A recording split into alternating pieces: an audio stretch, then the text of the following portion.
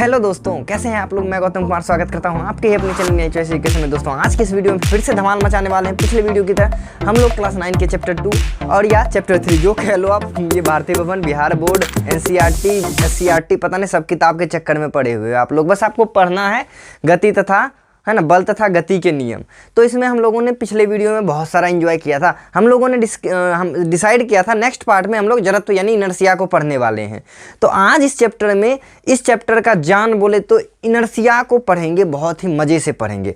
इससे इनर्शिया आप समझ गए तो पूरे चैप्टर का न्यूमेरिकल आपसे समझ में आएगा। इनर्शिया समझ गए तो आपको पता चल जाएगा मार क्यों लगता है, चोट क्यों लगता है, चोट लगने से बचने का भी कोई उपाय है क्या। हाँ, इनर्शिया समझ गए तो और भी बहुत कुछ सीखोगे। न्यूटन गति का पहला, दूसरा, तीसरा नियम में अप्लाई करना जानोगे इनर्शिया को आप। तो चलिए इनर्शिया को पढ़ा जाए, यानी जड़त्व को पढ़ा जाए। किसको कहेंगे सर जड़त्व? थोड़ा इसके इतिहास पे चला जाए। बोलिए सर आज आपने फिजिक्स की जगह हिस्ट्री लिख रखा था। मैं तो सच्चा सब्जेक्ट है, वो सब्जेक्ट नहीं है, मैं फिजिक्स का हिस्ट्री बता रहा हूँ। चलिए थोड़ा सा बहुत पीछे जाते, बहुत पीछे, यानी ईस्वी के निर्माण से भी पहले, ईसा पूर्व का बात यदि करें तो 384 ईस्वी पूर्व से 322 ईस्वी पूर्व।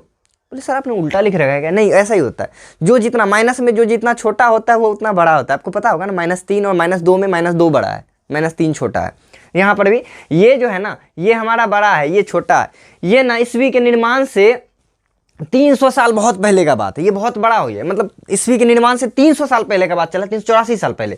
लेकिन ये ईस्वी के निर्माण से 322 साल पहले का बात चला है। मतलब समझ रहे हैं ना कि यहाँ पे ये जो है ना हम लोगों से नज़दीक है, ये हम लोगों से दूर है। तो नज़दीक वाले को बाद में लिखा जाता है। जैसे आप लोग देखते होंगे 2020, 2021, बाद में 21 होता है तो 21 हमसे नज़दीक है। इसी तरह से ये लिखा जाता है। तो हाँ चलिए अभी स्टार्ट करते हैं। बहुत सारा ये हो गया। तो 300 से मतलब 384 से 322 ईस्वी पूर्व एक वैज्ञानिक थे। कहाँ के? तो ग्रीस के। यूनान का एक देश है ग्रीस, वहीं के एक वैज्ञानिक थे। उनका नाम था अरस्तु। नाम तो सुना ही होगा आपने अरस्तु का। तो अरस्तु साहब ने क्या बताया था? उन्होंने एक अनोखा सा बात बता दिया था। बताएं क्या? वो बात आप भी जानते हो, लेकिन उस समय दुनिया में कोई नहीं जानता था। क्या बात बता दिया उन्होंने बताया था, अरे जानते हो एक चीज़। बोले क्या जी? ये जानते हो रुकल है ना, इसको आगे बढ़ाना है तो बल लगाना पड़ेगा। इसी को कहा जाता है जड़त्व। बोले सर ये तो मजाक वाली बात है। क्या मजाक ही हो यार, फिजिक्स है क्या? उन्होंने क्या बताया था पता है? उन्होंने बताया था कि यदि यहाँ पे कोई बक्सा रखा हुआ है ना, इसको यदि आगे लेके चलना है ना तो इस पर बल लगाना पड़ेगा, नहीं तो वो रुकले रहेगा। है इतना सर बड़ा बात बता दिया। अरे हाँ, इतना ही बड़ा बात बताया था। और दूसरा बात जानते हैं क्या बताए थे? ये दूसरा बात बताए थे कि यदि कि कोई चीज़ चल रहा है ना, उसको चलते रखना है ना तो बल लगैले रखना पड़ेगा। जैसे बल रोकोगे वो रुक जाएगा। जैसे मोटरसाइकिल चलाते एक्सीलेटर देले रखते हो ना, जाने दो धर्र से, उसी तरह से कि जब तक आप ऐसे करके रखे हो तब तक जा रहा है, छोड़ दिए कुछ दूर जाके रुक जाएगा। इन्होंने भी यही बात बताया था कि यदि कोई वस्तु विराम में है ना तो वो विराम में ही रहना चाहेगा। विराम क्या होता है? गति क्या होता है? गति चैप्टर में पढ़ा था, है ना। यदि ये रुका हुआ है तो रुका हुआ ही रहना चाहेगा, चल रहा है तो चलते रहना चाहेगा, लेकिन उस पर एक बल लगाते रहना पड़ेगा। यानी इन्होंने मुख्य रूप से बोला जाए तो रुके हुए ऑब्जेक्ट के बारे में बहुत कुछ बताया था। यदि कोई रुका हुआ है तो रुका हुआ ही रहना चाहेगा। बोले सर ये क्या वस्तु से पूछने गए थे? तो वस्तु से ये पूछने नहीं गए थे, लेकिन ये सोचे कि क्यों कोई टेबल वहाँ पे रखा हुआ है रूम में, वो बढ़ क्यों नहीं रहा है, वो वहीं का वहीं क्यों है? तो बोले सर इसमें फिजिक्स कहाँ है? यही फिजिक्स था। आप लोग इसका साधारण जीवन में उपयोग देखते हो। बोले सर कहाँ पे उपयोग देखें? तो ये यहाँ पे बहुत सारा उपयोग मैंने लिख के रखा है। यहाँ पर तो बताएंगे। एक छोटा सा मैं फिल्म का एग्जांपल दे देता हूँ। जैसे फिल्म का छोड़ दीजिए, मैं एक नॉर्मल किसी फिल्म का एक सीन बताता हूँ। आप लोगों ने देखा होगा कि एक बेंच पे ना बहुत सारा कपड़ा पे थाली बर्तन रखा हुआ रहता है। ऐसे खींचता है ना तो सारा का सारा बर्तन जैसा का वैसा ही रह जाता है। हाथ में इसके पास क्या आ जाता है? चादर आ जाता है। ये कैसे होता है? ये इसीलिए होता है, वो जितना भी थाली प्लेट था वो रुका हुआ था, रुका हुआ ही रहना चाह। ये खींच भी लिया था पर भी वो रुका हुआ रहना चाहे। इसी के बारे में अरस्तु साहब ने बताया था ईस्वी के निर्माण से भी पहले। इसी को जड़त्व कहा जाता है। लेकिन इन्होंने थोड़ा सा एक छोटा सा बात बता दिया गलत, कि गलत क्या बोला जाए तो कम बताया कि उसको एक समान से गति में रखना है तो बल लगाते रहना पड़ेगा। ठीक है ना, ये बात उन्होंने मेंशन किया था। लेकिन उनके मतलब 2000 साल के बाद, लगभग एकदम 2000 तक आदमी सोया, 2000 के बाद किसी का नींद खुला ना, उनका नाम था गैलीलियो गैलीली, है ना। ये कहाँ के थे? इटली के थे। फिजिसिस्ट थे, बहुत बड़े फिजिसिस्ट थे। हाँ, दूरबीन के आविष्कारक, वही वाला गैलीलियो, आप लोग जानते होंगे ना, दूरबीन के आविष्कारक। तो इन गैलीलियो साहब ने क्या किया था? गैलीलियो साहब ने बताया कि ये देखिए अरस्तु बाबा जो बता रहे हैं ना, उनका थोड़ा सा मिसअंडरस्टैंडिंग हो गया है। क्या मिसअंडरस्टैंडिंग हो गया है? कि ये जो बता रहे रुका हुआ है तो रुका हुआ रहना चाहेगा, लेकिन ये जो बोल रहे हैं ना कि गति के लिए बल लगाना पड़ेगा, ये बात गलत बोल रहे हैं। बोले हाँ सर। तो अरस्तु बाबा का बात गलत हो गया? नहीं, बात तो उनका भी सही था। उन्होंने बताया, जब भी तो इन्होंने ढूंढा ना, तो उन्होंने बताया था कि चलिए कोई रुका हुआ है तो रुका हुआ ही रहना चाहेगा, आप इसको गति में लाना चाहते हैं तो बल लगाना पड़ेगा। बोले ये तो सर सही बात है, सदा सत्य बात नहीं है ये, ठीक है ना। इसको मतलब इनके इन बात को गलत करने के लिए एक एक्सपेरिमेंट किया गया, उनको मतलब कि छोटा दिखाने के लिए उस बात को, कि नहीं उस बात में दम नहीं है, वो गलत बात है, उसको दिखाने के लिए एक्सपेरिमेंट किया गया है। एक इस टाइप से ना एक रास्ता मतलब जुगाड़ बनाया गया। उस पर आप बताइए, यहाँ पे कोई पत्थर छोड़ेंगे तो वो क्या, पत्थर को छोड़ेंगे जैसे गति में आ जाएगा, तो बताइए वो चलते रह जाएगा कि नहीं रह जाएगा? यहाँ आएगा, जाते रह जाएगा, बहुत दूर तक जाएगा कि नहीं जाएगा? क्या आज जाने वक्त उस पर कोई बल लगेगा? हम लोग तो नहीं लगाएंगे नॉर्मली। वो बेशक स्लोप से आया, ढाल से आया है तो आगे जाएगा, लेकिन उस समय उस पर पकड़ के तो बल नहीं लगाएंगे हम लोग। तो यहाँ पे इनका गैलीलियो बाबा का बात गलत हो गया। इन्होंने बोला था क्या कि गति में रखना है तो बल लगैले रखना पड़ेगा। यहाँ पे तो गैलीलियो साहब ने बोल दिया देखो हम तो बल नहीं लगा रहे, कैसे आगे जा रहा है? ये तो गलत बात है ना। तो इसी चीज को कहा जाता है गैलीलियो का नियम। अब आप ही डिसाइड करके बताइए, आविष्कार इन्होंने किया कि इन्होंने किया? इन्होंने थोड़ा सा मॉडिफाई किया था, बोला जाए तो सही बात उन्होंने ही बताया, लेकिन इन्होंने एक नियम दिया था जिसे जड़त्व का नियम या गैलीलियो के नियम से जानते। इसीलिए जड़त्व का बात आता है तो गैलीलियो साहब का बात आता है, उनको कोई जानते भी नहीं है।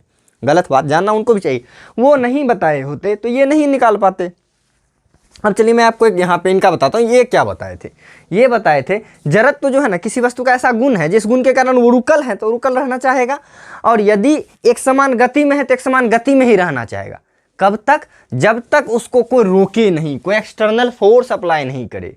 जैसे आप लोग बोलिएगा कि सर जी ऐसे करके हम पत्थर को ऊपर फेंकते हैं तो फिर जाते काहे नहीं रह जाता, रुक क्यों जाता है? क्योंकि उस पर एक बाहरी बल लग जाता है, गुरुत्वाकर्षण बोलता है अरे कहाँ चल रहा है, ग्रेविटी एंटी बोलते नहीं बेटा उधर नहीं, इधर आने का।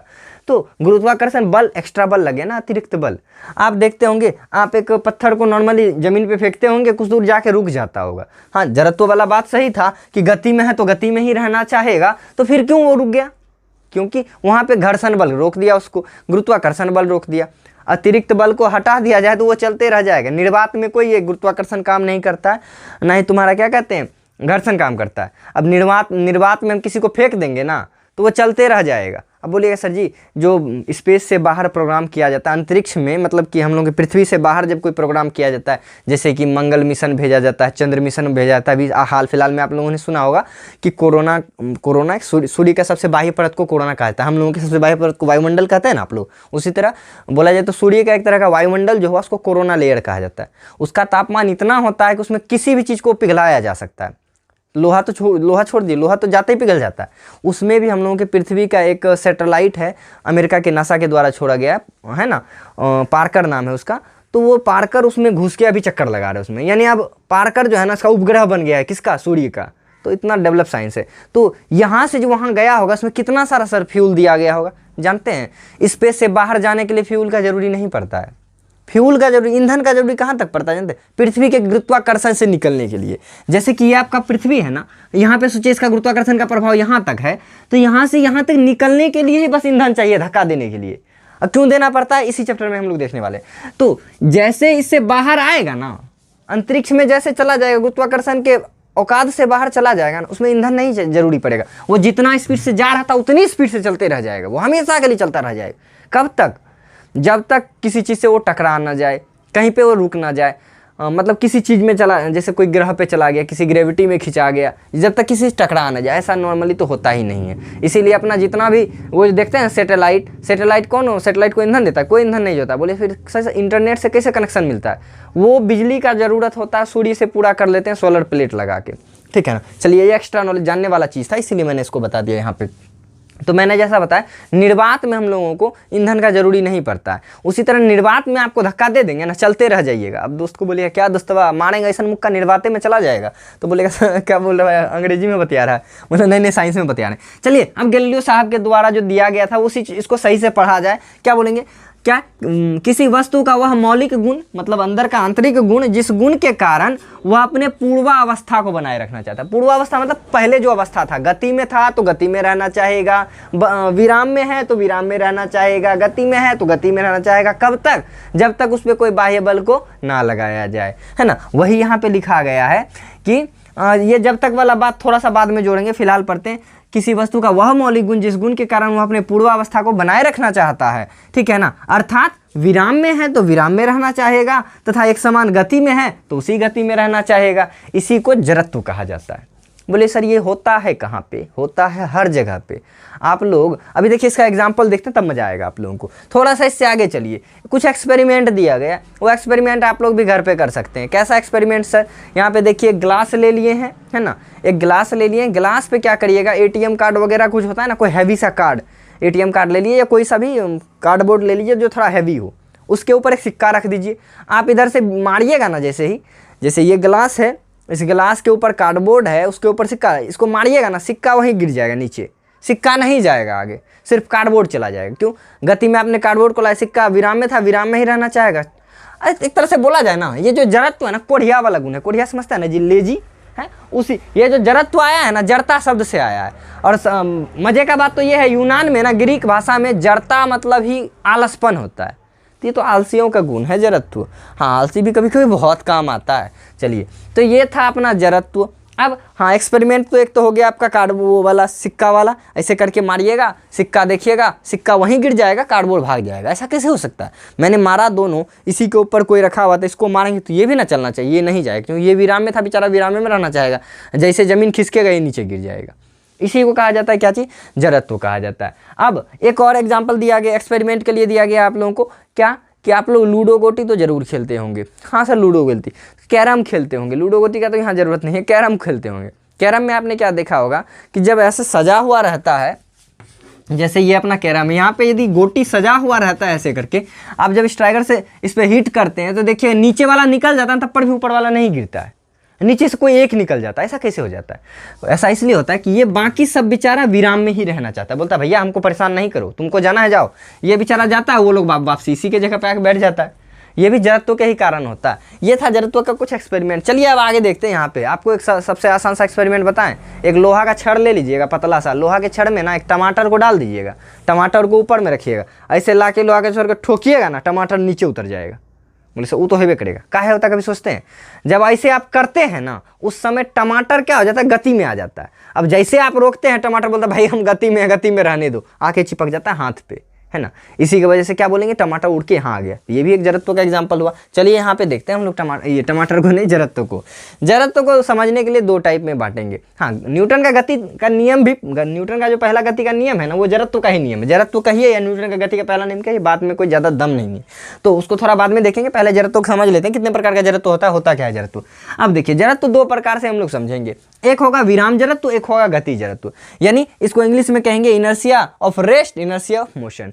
थोड़ा सा देखते हैं पहले गति, हम विराम जड़त्व को देख लेते हैं, फिर ये कंप्लीट हो जाएगा तो साफ करके गति जड़त्व को सफाई से पढ़ेंगे। चलिए विराम जड़त्व को पढ़ते हैं। आपने विराम जड़त्व को कहाँ देखा होगा? सर मैंने तो कहीं नहीं देखा होगा, हो सकता है आपने देखा होगा। अरे आपने देखा है कहाँ पे? वाहन के अचानक चलने पर यात्री का पीछे झुक जाना। आप कभी कोई बस में जाके खड़े हुए हैं, अब बस देखिए एकाएक चलता है ना, भट से पीछे गिरते हैं। कैसे? बोले सर सही बात है, कैसे गिरते हैं? अरे हम बताते हैं। देखिए आपका बॉडी कौन सी में था? जब गाड़ी नहीं चल रहा था, बॉडी रेस्ट में था कि नहीं था? आपका बॉडी रेस्ट में था, आप भी रेस्ट में थे। गाड़ी जैसे चला ना, आपका पैर चला गया किस में? पैर था गाड़ी से अटैच, पैर चल गया मोशन में, पैर चला गया वहाँ, आप यहीं हैं, भट से गिरिए, मतलब आपका सेंटर ऑफ मास इधर उधर होगा तो आप भट से गिरिएगा, है ना। इसी के लिए देखिए मैं यहाँ पे नॉर्मली समझाता हूँ। ये है एक आदमी, ये है बस। अब जैसे ही बस चलेगा, पैर चला गया मोशन में, अब बताइए बॉडी रह गया किस में? रेस्ट में, धड़ से यहाँ पे गिरेगा। इसीलिए अचानक वाहन के चलने पर आदमी जो पीछे गिर जाता है, क्यों गिर जाता है? विराम जड़त्व के कारण, है ना। आगे नहीं गिरता है, पीछे गिरता है। अचानक गाड़ी जब चलता है, गाड़ी में आपका रेल, बस, ट्रेन कुछ भी आ सकता है। रेल, ट्रेन सर दोनों तो क्या होता है। चलो दूसरा समझते हैं। कंबल को झाड़ने पर धूल का निकलना। बोले सर इसमें कौन सा बड़ा बात है, झाड़ेंगे धूल निकल भी नहीं करेगा। काहे निकलता है, कभी सोचे हो? उसमें गंदा होता है सर इसीलिए निकल जाता है। नहीं रे, गंदा नहीं निकलता है, धूल निकलता है। देखिए कैसे, जब आप ऐसे करके झाड़ते हैं ना, ऊपर ले गए, अब वहाँ पे रुकता है कंबल कुछ देर के लिए। जैसे रुका ना, सारा का सारा डस्ट किस में रह गया? रेस्ट में। आप बिछौना को जो भी कंबल वगैरह है ना, उसको ऐसे खींचे, कंबल मोशन में आ गया और धूल का कण किस में रह गया? रेस्ट में रह गया। अब वहाँ से कंबले गया, नीचे गिरेगा, आपको लगेगा अरे बाप रे बाप धूल निकल रहा है। फिर से एक बार करेंगे, फिर से धूल निकलेगा। क्यों? क्योंकि फिर से वही होगा। ये जो कंबल को झाड़ने पे, झटकने पे धूल जो निकलता है, उसका भी रीजन क्या है? उसका भी रीजन है विराम जड़त्व। अगला क्या रीजन है कि आप पैर को कभी हिलाए हैं, फल या पत्ता गिरने लगता है? बोले सर इसमें साइंस है। अरे बहुत बड़ा साइंस है। कैसे? देखिए आप सोचिए कि ये जो है ना पेड़ का टहनी में पैर लटका हुआ है। आप जब पैर को हिलाइएगा तो क्या होगा, पैर बेचारा ये जो भी फ्रूट था ये तो रहेगा रेस्ट में। आप जैसे ही पैर को हिलाइएगा तो पैर कैसे कैसे करेगा, ऐसे ऐसे। अब बताइए इसका डंटी इधर चला जाएगा, फ्रूट यहीं रह जाएगा, टूट के गिर नहीं जाएगा। सेम यही होता है पत्ता का, मतलब पत्ता का ना पैर से गिरते रहना, फल का पैर से गिरते रहना, इन सब का भी बहुत बड़ा रीजन क्या है, तो रीजन है विराम जड़त्व। समझ गए? अब नेक्स्ट है हमारा कपड़े पर छड़ी से मारने पे धूल का निकलना। आप देखिए कोई कपड़ा ऐसे करके मारिएगा ना तो धूल निकलने लगता है। बोले सर हाँ ये तो देखें कैसे होता है जी। सब कपड़ा को मारे हैं तो गर्दा तो झड़बे ना करेगा, मार के गर्दा झाड़ दी, ऐसा नहीं है। देखिए कैसे क्या करना, आपका कपड़ा था, नहीं सर मेरे कपड़े में धूल नहीं, चलो किसी का कपड़ा था, उसमें था धूलकन, ठीक है ना, वो था यहाँ पे रेस्ट में। आप जैसे ही मारे तो क्या हुआ, कपड़ा चला गया मोशन में, धूल सबको रह गया रेस्ट में ही। इसी वजह से आपको धूल उड़ता हुआ दिखाई देता है। इन सब में भी साइंस लगा हुआ है, इसीलिए तो हम क्या कहते हैं साइंस को पढ़ो बड़े प्यार से। तो विराम जड़त्व का एग्जाम्पल आपने क्या देखा, वाहन के चलने पे आदमी का पीछे गिर जाना, कंबल को झाड़ने पे धूल का निकलना, पैर को हिलाने पे फल या पत्ते का गिरना, कपड़े पर छड़ी से प्रहार करने पे धूलकन का निकलना। अगला कुछ और देखते हैं, कैरम बोर्ड में गोटी पर प्रहार करने पे ऊपर का गोटी रेस्ट में रहता है, ये नीचे से निकल जाता है। इसका भी रीजन क्या है, तो हमारा विराम जड़त्व। अगला है अचानक वाहन के चलने पर सामान का गिर जाना। आप देखे होंगे किसी गाड़ी में कोई सामान रखा हुआ है और एकाएक गाड़ी चलने लगता है तो क्या होता है, वो सामान वहाँ से गिर जाता है, गाड़ी चल जाता है, सामान वहीं गिर के रह जाता है। क्यों? क्योंकि गाड़ी बेचारा गति में चला गया, उस पर रखा हुआ सामान रेस्ट में था, रेस्ट में ही रह गया। गाड़ी तो चला गया गति में, सामान रह गया रेस्ट में, सामान बोला रेस्ट में है, तुमको यहीं रहने तो तुम जाओ अपना, तुमको जहाँ जाना है। इसीलिए गाड़ी पे सामान को बांध के लादा जाता है, बिना बांध के लेके जाइएगा तो सामान वहीं रह जाएगा। बोलेगा भैया हम तो कोढ़ी हैं, हम तो इनर्सिया पढ़े हुए हैं। चलो ये था आपका मज़ेदार था। एक आध और होता है कि कांच पे आप पत्थर से प्रहार करते हैं, छोटा सा छेद कभी होकर निकलता है, कभी बड़ा सा फूट जाता है। आप जब गोली देखे ना, तेज सा गोली से जब प्रहार करिएगा ना, कांच में एक छोटा सा छेद होता है, लेकिन आप पत्थर मारते पूरा कांच टूट जाता है। क्यों? इसका रीजन मैं बताता हूँ। देखिए ये आपका बड़ा सा कांच था, बोले हाँ सर बहुत बड़ा बना है, देख रहे हैं, ठीक है, ये कांच था। यहाँ पे देखिए ईंट मारिएगा ना, ईंट में स्पीड कम होगा, जिसके कारण ईंट का प्रभाव पूरे कांच पे पड़ेगा, कांच को तोड़ देगा। लेकिन वही गोली जब पड़ेगा इसमें तो कांच का सारा कण किस में, रेस्ट में है, वो रेस्ट में रहना चाहेगा और उसको पता भी नहीं चलेगा, गोली आके चला जाएगा। तो गोली जितना दूर लगेगा ना उतने दूर को ही लेके जाएगा। इसीलिए गोली से प्रहार करते हैं, छोटा सा छेद होता है, लेकिन पत्थर मारते हैं ना तो पूरा कांच टूट जाता है, ठीक है। और उसमें गति का थोड़ा दूसरा नियम का भी अहम योगदान है बेचारे का, तो उसको भी जरा प्यार से देखेंगे हम लोग। तो ये था आपका विराम जड़त्व। समझ में आया क्या? वीडियो को करो ना लाइक, समझ में आया तो। हाँ सर कर दिए, अरे बहुत अच्छी बात है। चलिए इसको मिटाते हैं, इसको मिटा के पढ़ते हैं हम लोग क्या चीज़, गति जड़त्व को। तो चलिए आगे हम लोगों का नेक्स्ट पार्ट, जिसमें हम लोग क्या पढ़ेंगे, हम लोग गति जड़त्व के बारे में पढ़ेंगे। बोले सर गति जड़त्व विराम जड़त्व का तो आपने डेफिनेशन ही नहीं दिया। चलो डेफिनेशन मैं बताता हूँ। विराम जड़त्व किसको कहेंगे?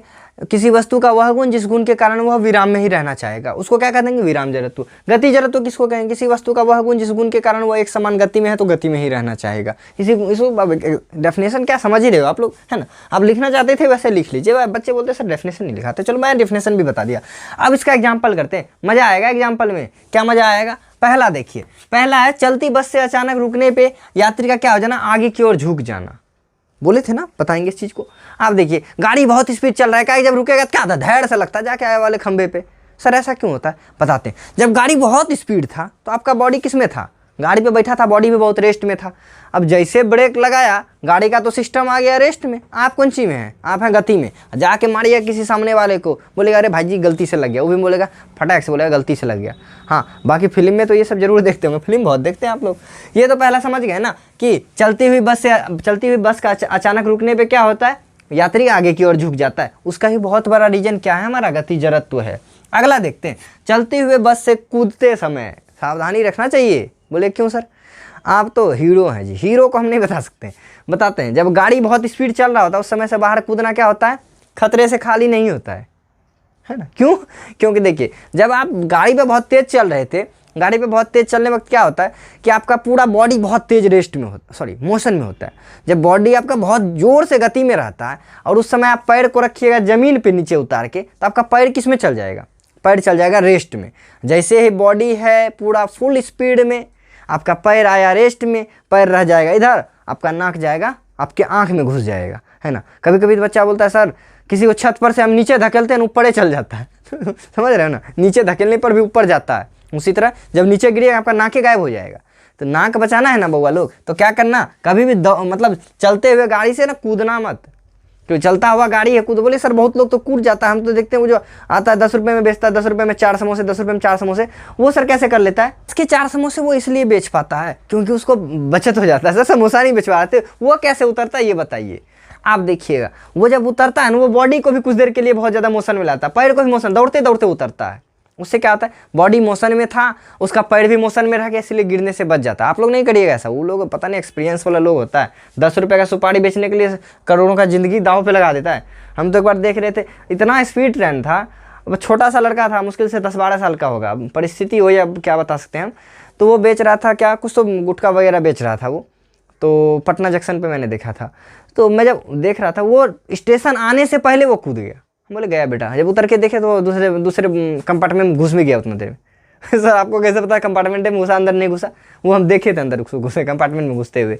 तो ये नहीं करना चाहिए। वो क्यों होता है पता है? दुर्घटना का कारण क्या है? जब देखिए यहाँ पे ये आपका पेड़ है, चलिए ये आपका पेड़ है, पेड़ तो आपका जैसे ही बॉडी इसके पृथ्वी के संपर्क में आएगा, जमीन के संपर्क में आएगा, पैर तो रुक जाएगा, लेकिन आपका पूरा बॉडी क्या है, आपका पूरा बॉडी बहुत ज़्यादा गति में, पूरा बॉडी आपका ऐसा हो जाएगा। अब एक पैर को कितना देर संभालेगा बॉडी, भट से यहाँ पे गिरिएगा, आपका पूरा हड्डी गुड्डी बराबर हो जाएगा। इसीलिए हड्डी बचाना है ना, तो इस चीज़ पे ध्यान रखना, कभी भी चलती हुई गाड़ी से कूदना मत। नेक्स्ट टॉपिक है, दौड़ता हुआ व्यक्ति एकाएक रुक नहीं सकता है। सर मैंने तो व्हाट्सएप पे भी देखा, एक अंकल जी ना एकदम पलट रहे थे पहाड़ पर से दौड़ने। आप ही कभी सोचिएगा, बहुत स्पीड आप दौड़ रहे हैं, एकाएक रुक सकते हैं क्या? नहीं, थोड़ा सा आपको धीरे स्लो होकर भी रुकना पड़ता है। क्यों? कि जब बहुत स्पीड जब दौड़ते हैं हम, तो दौड़ने वक्त हमारा बॉडी फुल स्पीड में आता है, यानी फुल मोशन में आ जाता है। और जरूरत तो क्या कहता है, भैया मोशन में हो, मोशन में ही रहो, गति में हो तो गति में ही रहो, रुकना नहीं है। हम बोलेंगे नहीं नहीं बेटा समझो समझो, समझा के धीरे धीरे रुकते हैं। एकाएक रुक जाएंगे ना, फिर वही वाला हाल हो जाएगा, धैर्य से मुंडी जाएगा नीचे, है ना। वो वाला सीन आपने तो देखा ही होगा। चलिए ये तो नॉर्मल सा चीज़ था। आप देखिए, बोले सर इसको हम कहाँ पे सही से एग्जांपल देख सकते हैं? कभी देखिएगा ऊंचा बांध वगैरह आप लोग देखे होंगे, उस पे से दौड़ने वक्त देखिएगा, दौड़ के जब नीचे उतरते हैं उस समय कोई बोलते ब्रेक तो नहीं लगता है, ब्रेक नहीं लगा सकते, ब्रेक लगाइएगा तब तो आपका, है ना, समझ रहे हैं, सिस्टम हो जाएगा। चलिए अगला है, लंबी कूद से पहले तेज दौड़ता। तो मतलब तेज दौड़ना जो है ना क्यों जरूरी होता है सर?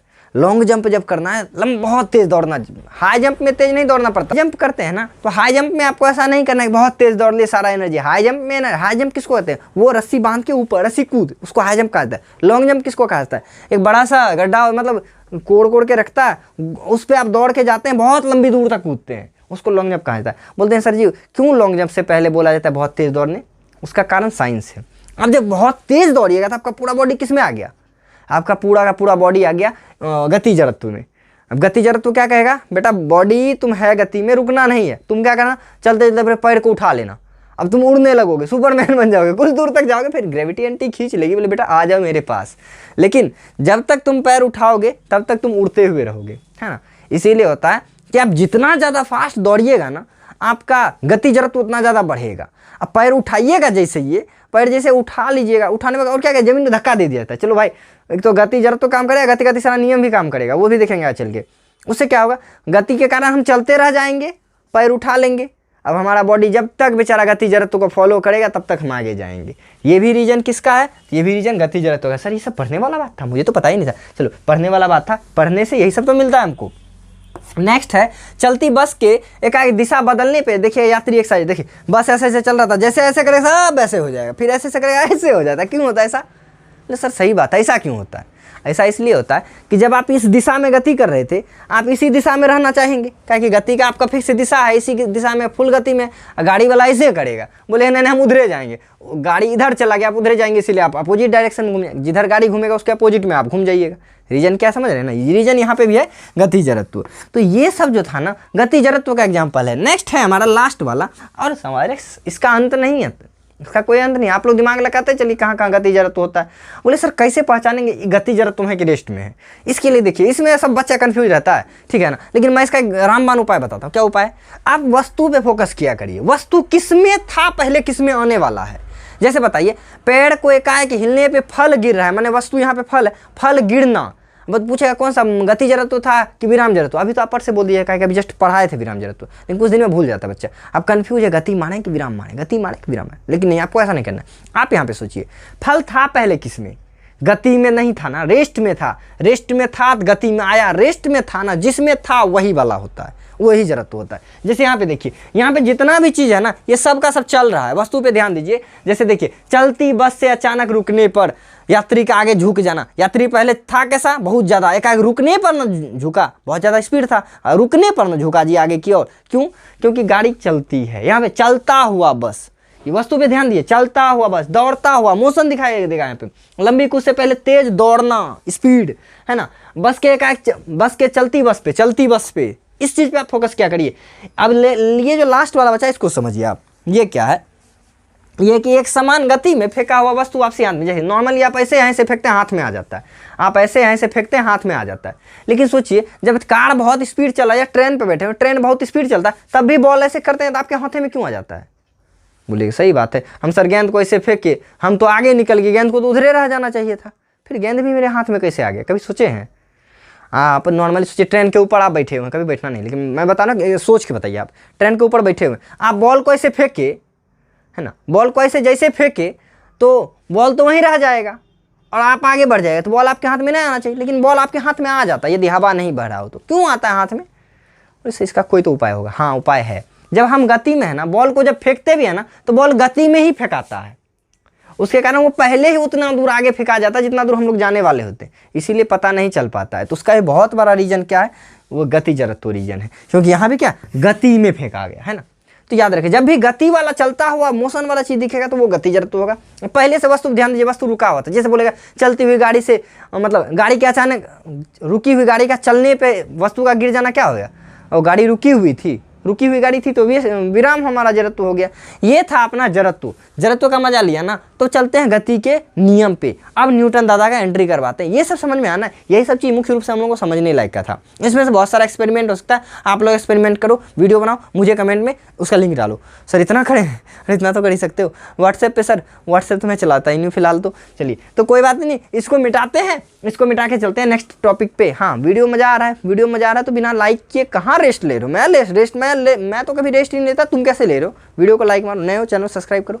तो दोस्तों, अब आ गया हम लोगों का नेक्स्ट पार्ट, जिसमें हम लोग क्या पढ़ने वाले हैं, न्यूटन के गति के नियम को पढ़ेंगे। यहाँ से समझने वाला चीज़ शुरू होगा और इसी से सारा न्यूमेरिकल बनेगा आपका। इससे अब न्यूमेरिकल मतलब समझते हैं ना, अंकित प्रश्न जिसको कहते हैं हिंदी में, मतलब फिजिक्स का गणित वाला सवाल। तो जब तक इसको आप सही से नहीं समझिएगा, बनाने में बड़ा दिक्कत होगा। हाँ, मैंने एक क्वेश्चन आप लोगों से पूछा था, आप लोगों में से कोई भी तो आंसर नहीं बता पाया कि क्यों ऐसा होता है कि जब कोई तराजू शांत होता है, उस पर हम चढ़ के बहुत जोर से उसको दबा देते हैं तो मेरा वजन तो फिक्स है, फिर वो तराजू का वजन अप डाउन क्यों होता है? मैं अंतिम क्लास में इसका आंसर दूंगा, वैसे इसका आंसर यहीं पे ढूंढ सको तो ढूंढ लेना। चलिए, हम लोग पढ़ते हैं क्या चीज़, पहले तो न्यूटन के गति के नियम के बारे में पढ़ते हैं। न्यूटन के गति के नियम के बारे में क्यों पढ़ेंगे? तो न्यूटन साहब ने क्या किया था, जब वो फल वाला, सेब वाला एक्सपेरिमेंट उनके साथ घटना हुआ था ना, तो उनको लगा था कोई तो है जो उस फल को नीचे खींचता है, वो जब टूटा ऊपर क्यों नहीं चला गया।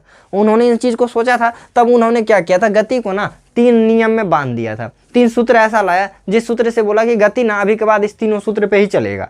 अब अभी तक तो वही चल रहा है, आगे चल के देखो, हो सकता है आप लोग कोई बदल दो।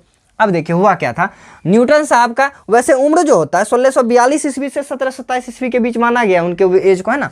लेकिन ये जो एक्सपेरिमेंट के बारे में बताया था, न्यूटन साहब जो अमेरिकी वैज्ञानिक हैं, गणित मतलब अंग्रेज वैज्ञानिक है, अमेरिकी तो नहीं, अंग्रेज वैज्ञानिक है। अंग्रेज कहाँ के लोग को कहते थे? ब्रिटेन के लोग को। तो अब अमेरिकन थे, ब्रिटिश थे, हमको तो ज़्यादा नॉलेज नहीं है इनके बारे में।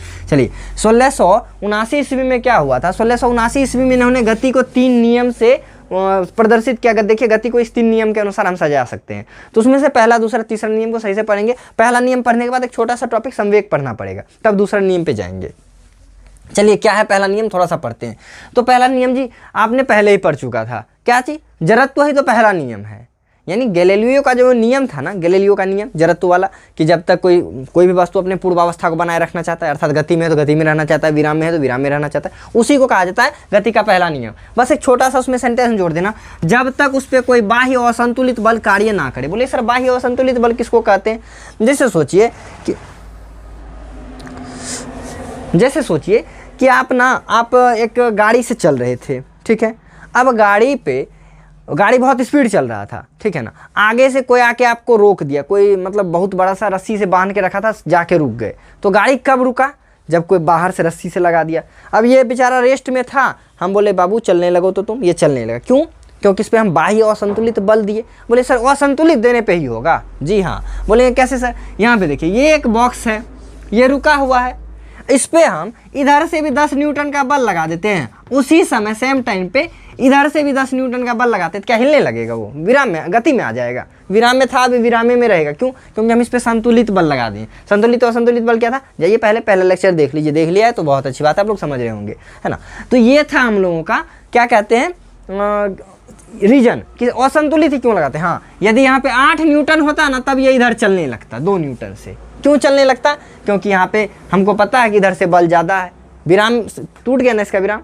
तो यही यहाँ पे लिखा हुआ है, जब तक कोई बाह्य असंतुलित बल काम नहीं करेगा तब तक वो विराम में ही रहेगा, यानी अपना पूर्वावस्था में ही रहेगा। विराम में था तो विराम में रहेगा, गति में था तो गति में ही रहेगा। कोई पूछेगा गति का पहला नियम क्या है, तो बोलिएगा गति का पहला नियम जड़त्व का नियम है। गति का पहला नियम गैलीलियो साहब का नियम है, जिसके अनुसार हम कह सकते हैं कि कोई भी वस्तु है ना, विराम है तो विराम में रहना चाहेगा, गति में है तो गति में ही रहना चाहेगा, जब तक उस पर कोई बाहरी से बल ना लगा दे। समझ गए ना? यही था हमारा गति का पहला नियम।